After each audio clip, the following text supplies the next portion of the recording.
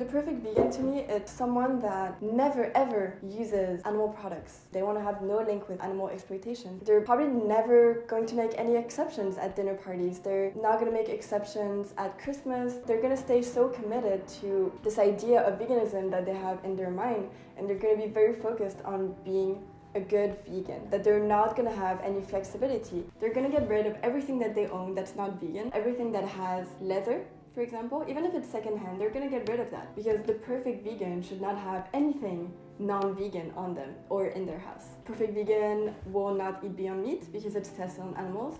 They are not going to take medicine because it's tested on animals. They're not even going to use contraceptions because guess what?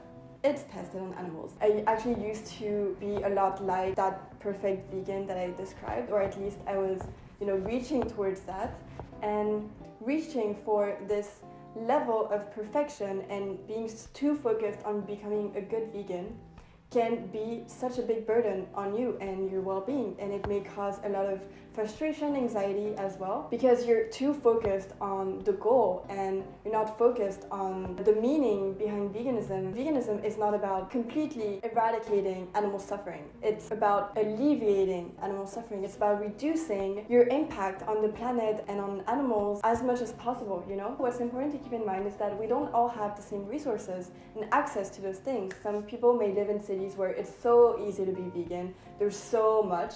And for others, they may live in places where vegetables are more expensive than meat.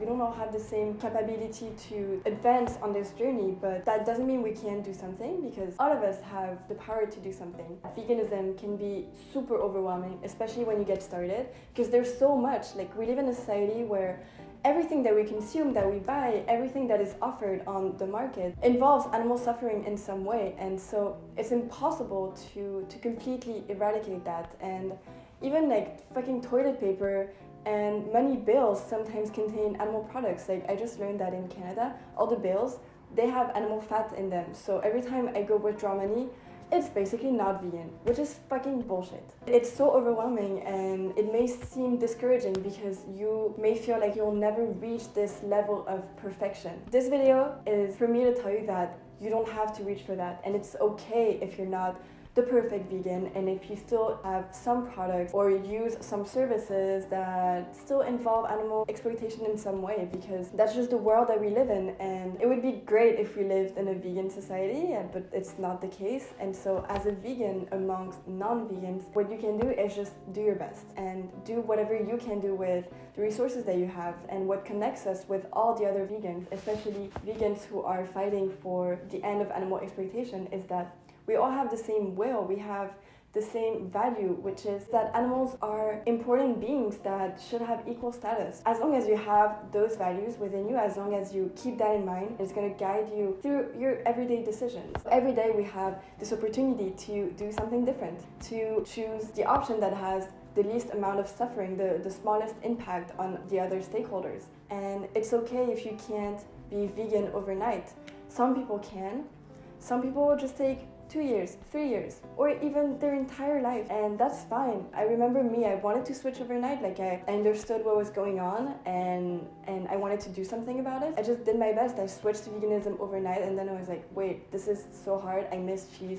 I miss all of those products that I can't do it right now. So I became a vegetarian for a while. And then there was one day I was like, okay, today is the day. I'm gonna take another step forward, and I'm gonna advance through my journey.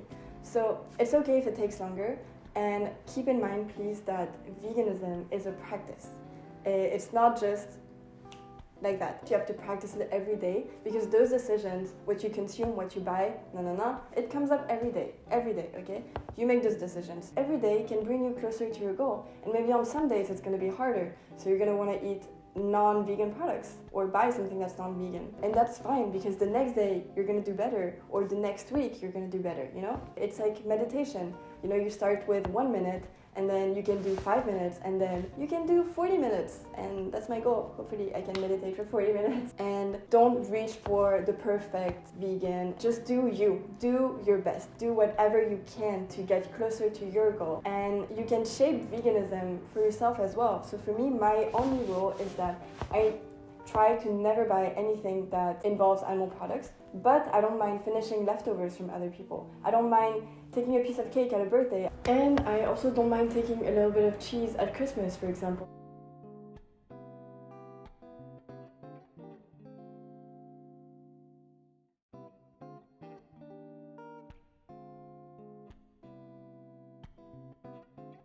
Don't focus on what other people are going to think of you if you do make those exceptions. For example, there's non-vegans that judge vegans for eating a little piece of cheese even though they said they were vegan, you know? Or even just vegans that judge people who are on a journey to veganism but they're not yet full vegan, like they're judging them for not becoming vegan yet. Yeah, that's just a lack of empathy, you know? And we're all just doing our best. That's what matters. I just wanted to tell you that through this video, because if you guys are starting towards veganism and you're struggling and you're afraid of people's judgment and you're overwhelmed by all the things that we need to do as a vegan, but the thing is, it's not things that we have to do. It's like you can shape your lifestyle as you want, you know? It's your way of practicing veganism. And don't be too hard on yourself, you know? Don't feel bad if there's things that you can't yet replace.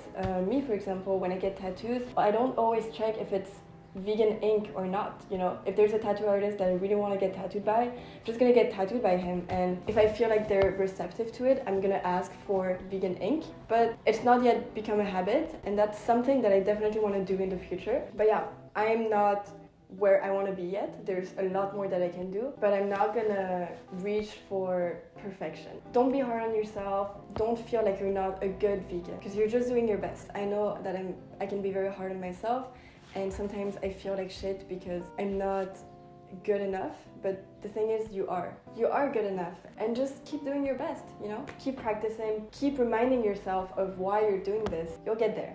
I hope that this video was helpful in some way. Thanks a lot for watching. If you're not yet subscribed to my channel, you can subscribe right here. If you already know me, first of all, I'm sorry for not posting more often, and it's been a while, and thank you for still being on my channel and still supporting me. I really, really appreciate it. I'll see you guys in the next video, and have an amazing day, and keep being great for animals. Bye bye!